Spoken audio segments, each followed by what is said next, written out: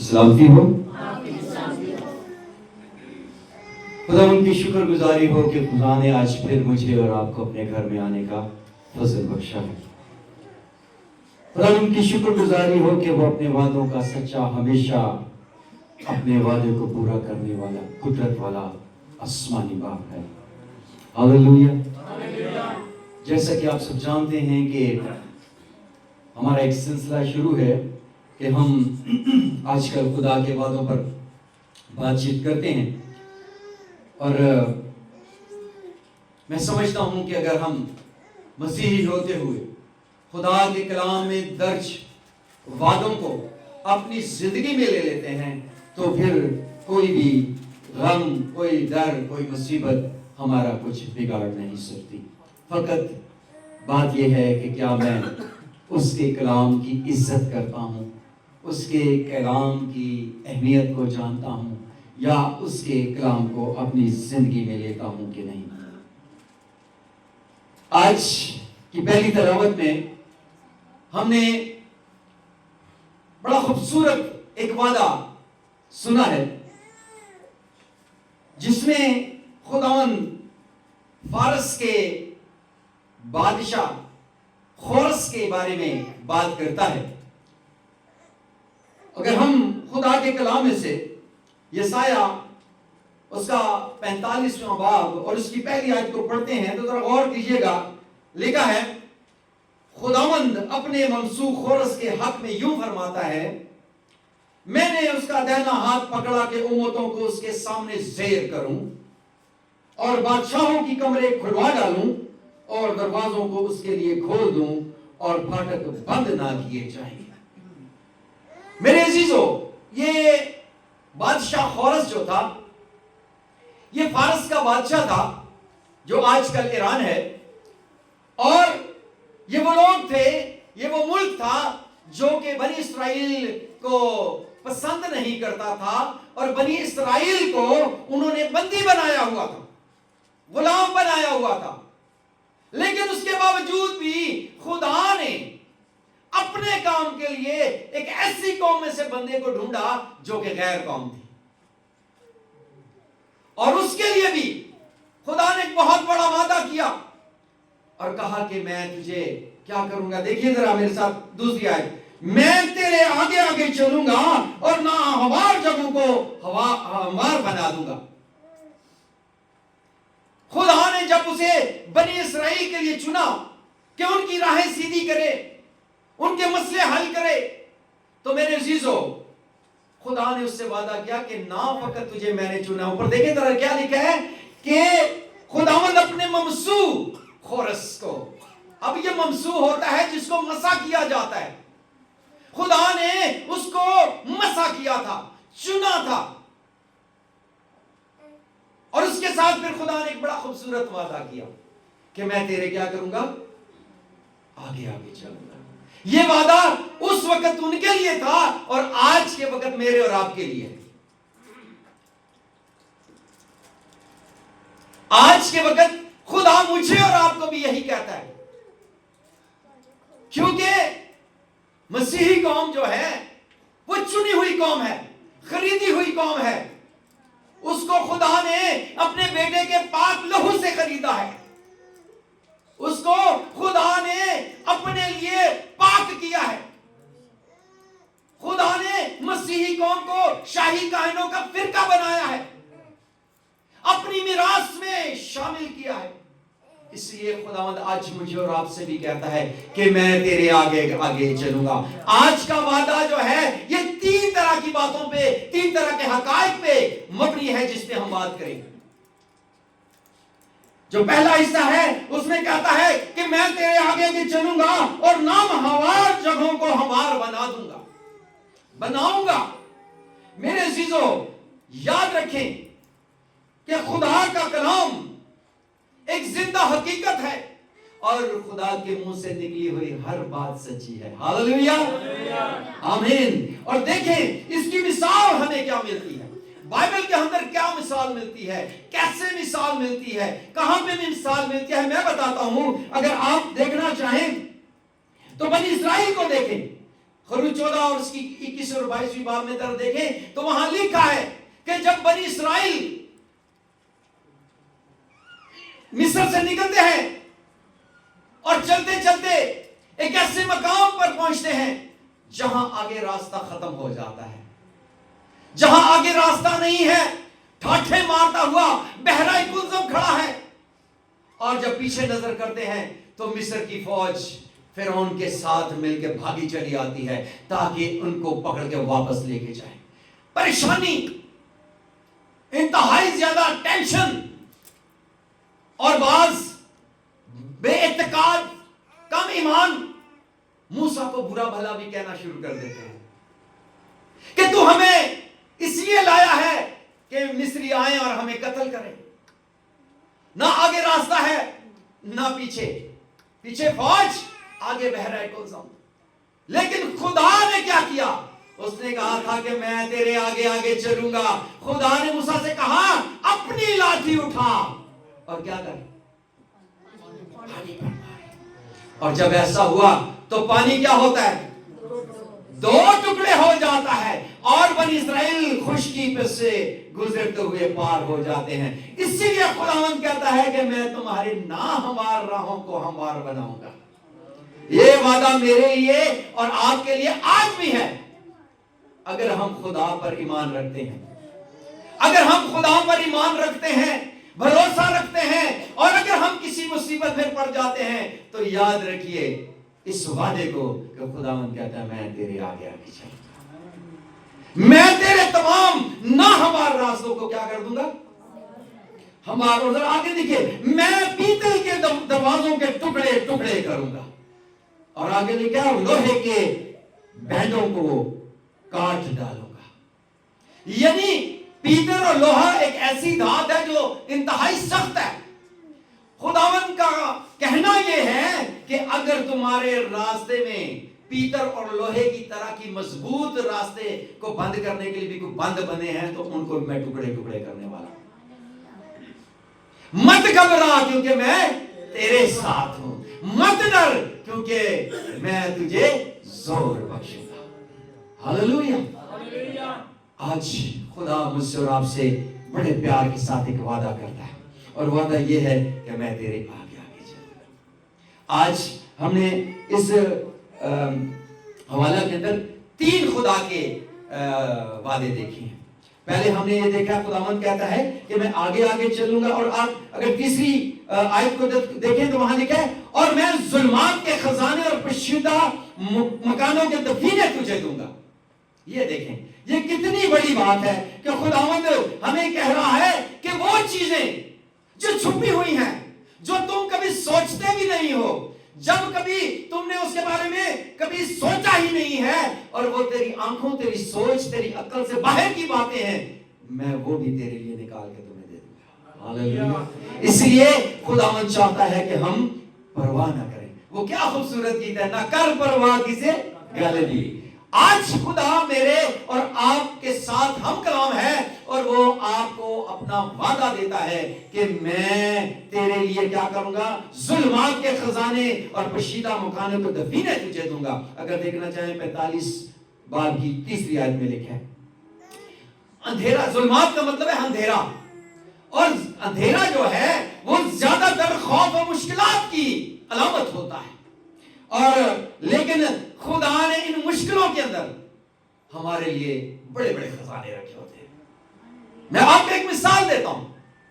खुदा के कलाम में बड़ी खूबसूरत एक मिसाल है कि यूसुफ जो याकूब का बेटा था, उसको उसके भाइयों ने क्या कर दिया, बेच दिया। पहले कुएं में डाला, फिर निकाला, फिर बेच दिया, और उसको ले जाकर मिस्र में उन्होंने बेच दिया, और उधर जाके वो कैद खाना में पड़ गया। मुसीबत है, हर तरफ परेशानी है, लेकिन वो अपने खुदा पर ईमान रखता था, वो अपने खुदा को जानता था, वो अपने खुदा को पहचानता था। तो क्या हुआ, उस कोठड़ी, अंधेरी कोठड़ी, वो कैद की जगह से ही खुदा ने उसको क्या किया, सर बुलंद किया, और वो मिस्र का हुक्मरान बना। हालेलुया। जहां हम समझते हैं कि अब काम खत्म, اب کوئی راستہ نہیں ہے, میرا خدا وہی راستہ بناتا ہے. ہاللویا. وہ آج بھی ہماری زندگی کے بحر کلزم کو دو ٹکڑے کرنے کی قدرت رکھتا ہے. وہ آج بھی ہماری مصیبت کی قید سے ہمیں آزاد کرنے اور ہمیں سرفراز کرنے کی قوت رکھتا ہے, کیونکہ وہ قادر مطلق خدا ہے. وہ قادر مطلق خدا ہے. اس کی قدرت کی کوئی لمٹ نہیں ہے. اس کے آگے اس کائنات کا کوئی الہ, کوئی خدا, کوئی معبود ٹھہر نہیں سکتا, کیونکہ وہ واحد ہے, یکتا ہے, اکیلا خدا ہے. آمین. اور اس کے آگے اگر ہم دیکھتے ہیں تو ایک بڑی خوبصورت اور بھی بات لکھی ہوئی ہے, تاکہ تو جانے کہ میں خداوند اسرائیل کا خدا ہوں جس نے تجھے نام لے کر بلایا ہے. ہم بلائے ہوئے لوگ ہیں.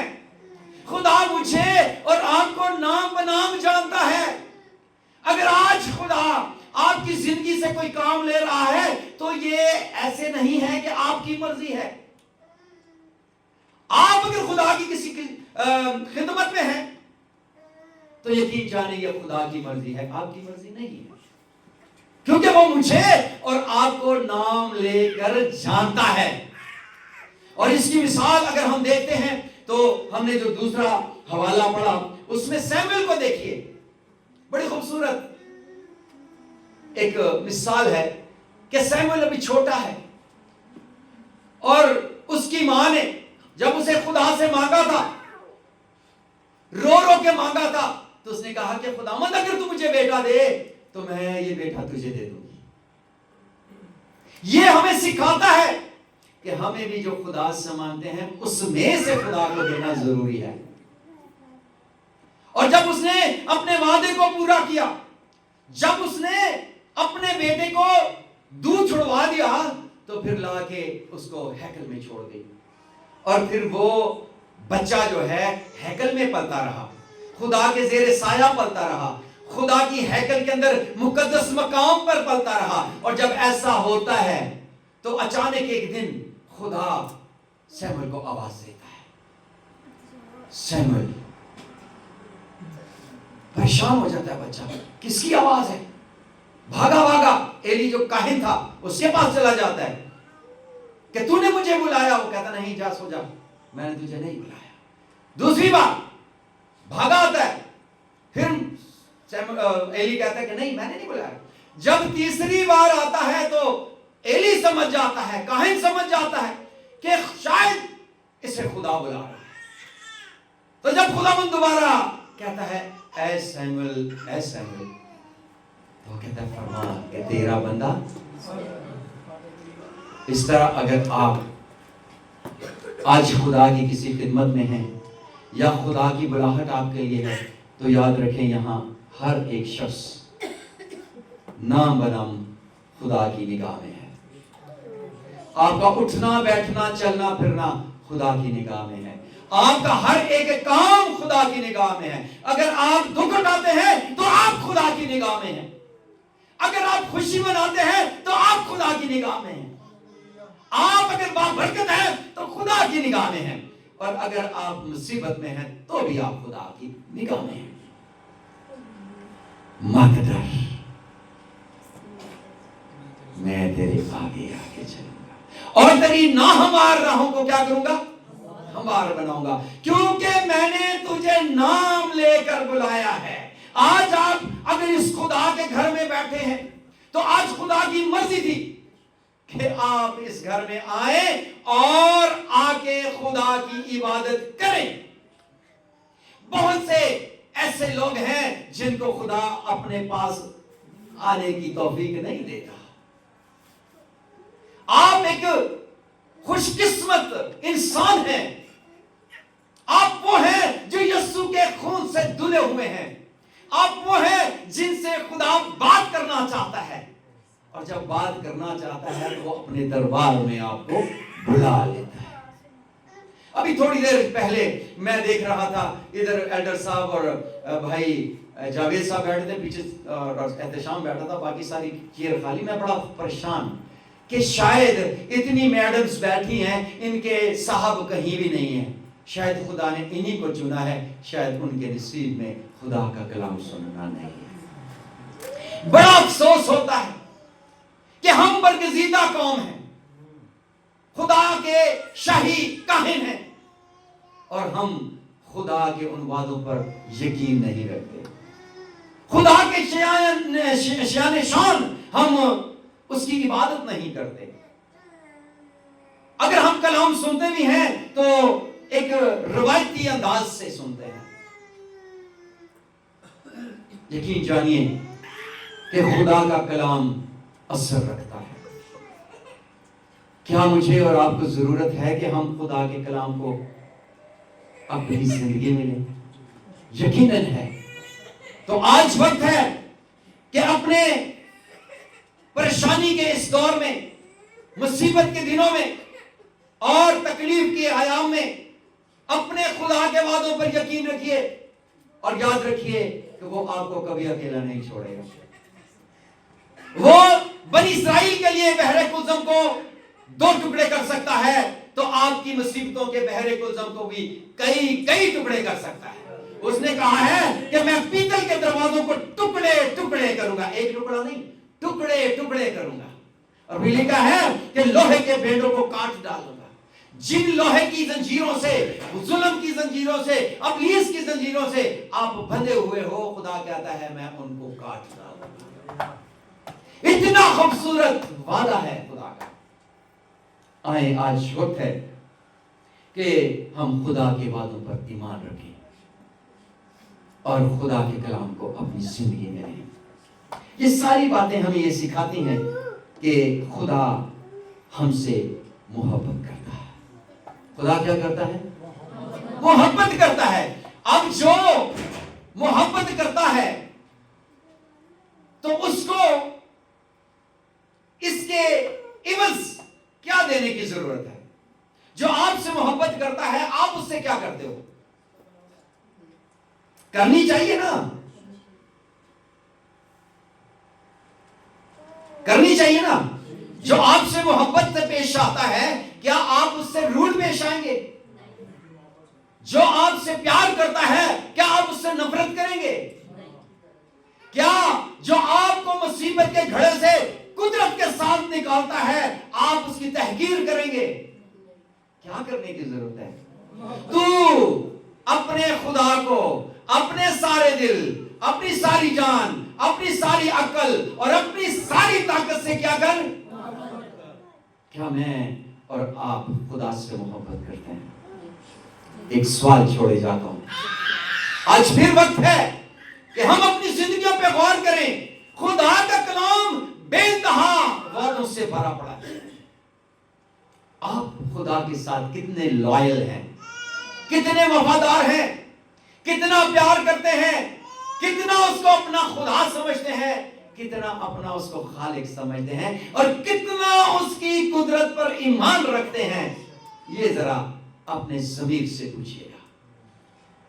خدا ہر روز ہمیں ایک وعدے کے ساتھ زندہ کرتا ہے۔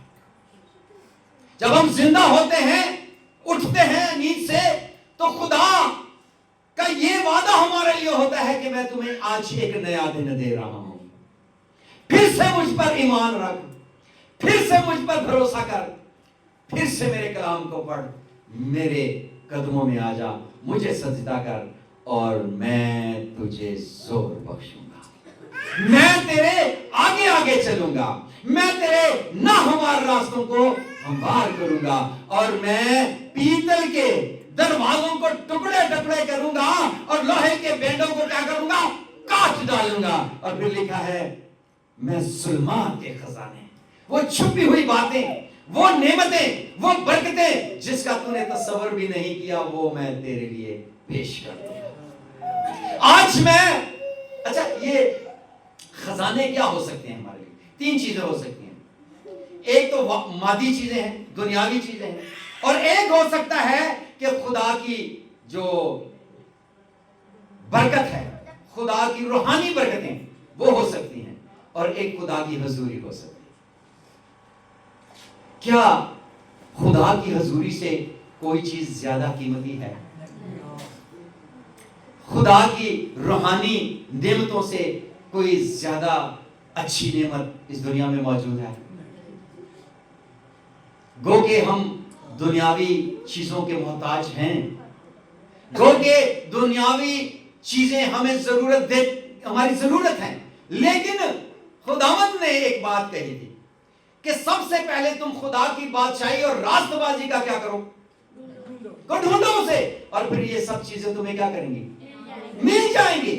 तो असल में जो हमारी जरूरत है वो खुदा की हुजूरी और रूहानी नेमतें हैं।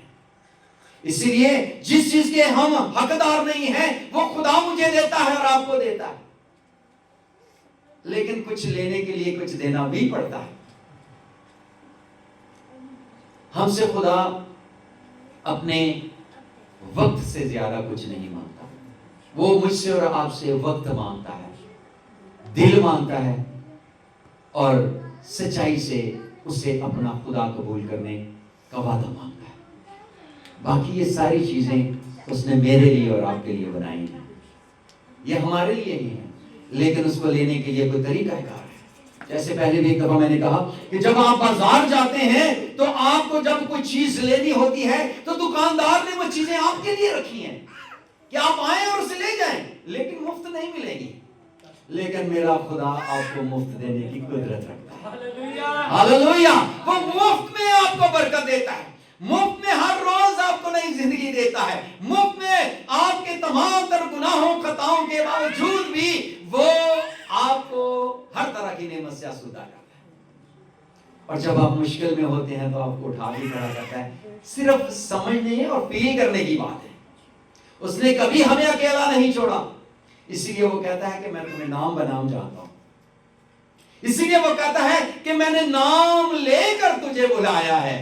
उसको एक एक शख्स का पता है कि क्या नाम है इसका और इसकी जिंदगी में मैंने क्या एक अहमियत रखी है। आए आज खुदा के सामने झुकते हैं और खुदा के सामने अपने आप को पेश करते हैं, ताकि खुदा अपने इन वादों को हमारी जिंदगियों में गहरे तौर पर नक्श करे और हमें भरोसा और ईमान अता करे, ताकि हम उसके वादों पर तवक्कल कर सकें। आए अपनी आंखों को बंद करते हैं और चंद लम्हे हम दुआ में गुजारेंगे। Hallelujah, praise God. तेरी शुक्रगुजारी हो खुदा।